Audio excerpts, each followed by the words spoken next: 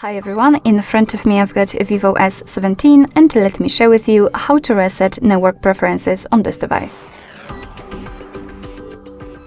So let's start with opening the settings, and then we have to scroll down to the very bottom to find the system option.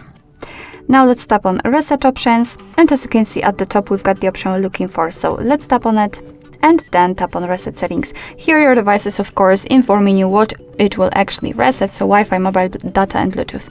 Let's tap on reset settings, and a really important thing, this action cannot be undone. So tap on reset settings if you're ready. And as you can see, we've got this information, so we just successfully reset all network preferences. That will be all. Thank you so much for watching. I hope that this video was helpful, and if it was, please hit the subscribe button and leave the thumbs up.